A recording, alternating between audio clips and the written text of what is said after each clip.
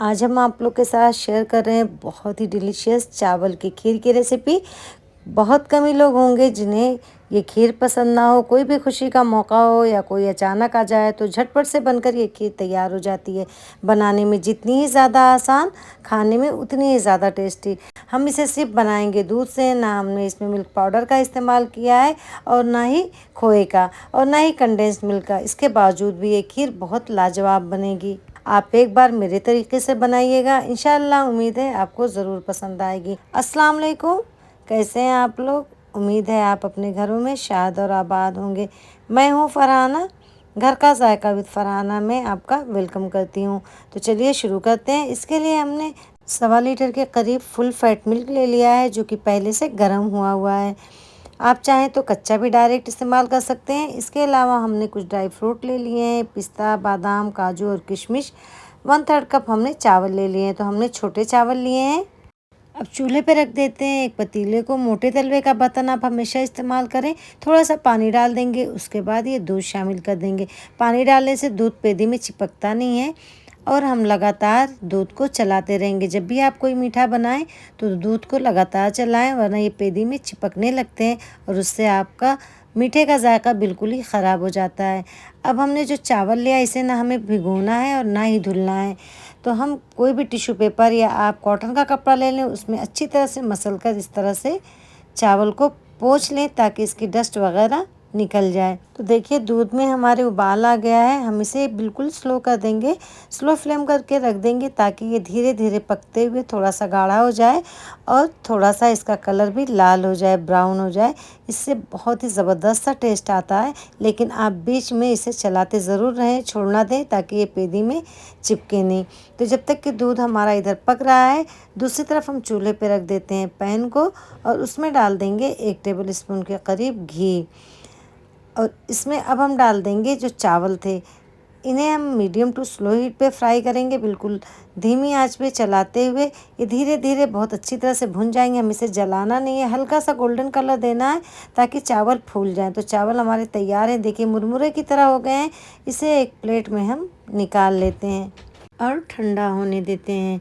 दूसरी तरफ उसी घी में हम ये ड्राई फ्रूट डाल देंगे।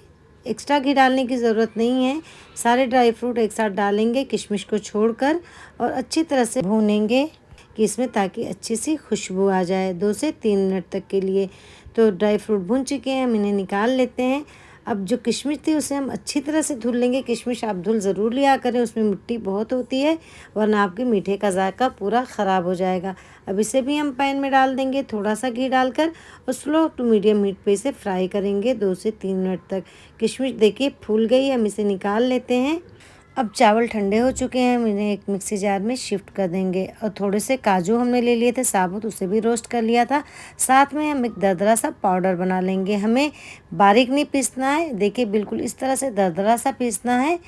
तो काजू डालने से हमारी खीर का टेक्सचर बहुत ही ज़्यादा क्रीमी और बहुत ही डिलीशियस आता है, बहुत टेस्टी बनकर ये तैयार होती हैं। अब दूध इधर देखिए पक रहा है, अभी भी अच्छी तरह गाढ़ा हो चुका है। अब इसमें हम ये दोनों चीज़ें शामिल कर देंगे, काजू और चावल, और हम इसे लगातार चलाते रहेंगे। मीडियम टू स्लो हीट पे इसे बनाएंगे लगातार चलाते हुए, और लिड को कवर करके और फ्लेम को हम बिल्कुल स्लो करके रख देंगे तकरीबन 15 से 20 मिनट के लिए, ताकि चावल गल जाएं। तो 20 मिनट हो चुके हैं, हम चेक कर लेते हैं कि क्या कंडीशन है। तो देखिए अच्छी तरह से ये गल चुके हैं और दूध भी हमारा अच्छी तरह से गाढ़ा हो चुका है। अब हम इस स्टेज पे इसमें शामिल कर देंगे शक्कर। तो हमने आधा कप शक्कर डाली है। आप शक्कर अपने टेस्ट के मुताबिक कम या ज़्यादा कर सकते हैं। आप चाहें तो इसकी जगह पे कंडेंस्ड मिल्क का भी इस्तेमाल कर सकते हैं।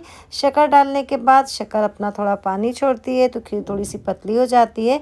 तो हम इसे मीडियम फ्लेम पे लगातार चलाएंगे। अब हमने थोड़ा सा केसर को गर्म दूध में घोल लिया था, इस तरह से इसे भी शामिल कर देंगे। बिल्कुल ऑप्शनल है, अगर आपके पास है तो डालें, वरना कोई मसला नहीं है। अब हम इसमें शामिल कर देंगे आधा टीस्पून इलायची पाउडर। उसके बाद ये सारे मेवे जो कि हमने रोस्ट कर लिए थे उसे भी शामिल कर देंगे। थोड़ा सा हमने बचा लिया है ऊपर से गार्निश करने के लिए।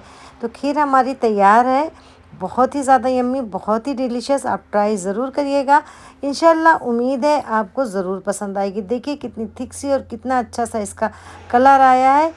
और एकदम से क्रीमी हमारी खीर बनकर तैयार हुई है, जबकि हमने ना इसमें खोया डाला है और ना ही मिल्क पाउडर। सिर्फ दूध से बनाई है, उसके बावजूद ये इतनी लजीज बनी है।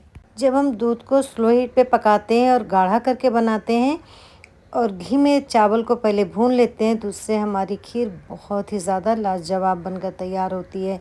आप एक बार मेरे तरीके से ज़रूर बनाइएगा, इंशाल्लाह उम्मीद है आपको ज़रूर पसंद आएगी।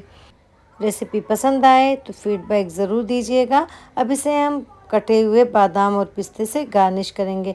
आप अपना मन पसंदीदा कोई भी ड्राई फ्रूट डाल सकते हैं, किशमिश से भी आप गार्निश कर सकते हैं। मिलते हैं एक नई सी और अच्छी सी रेसिपी के साथ, दुआओं में याद रखिएगा। तब तक के लिए मुझे दीजिए इजाज़त। अल्लाह हाफिज़।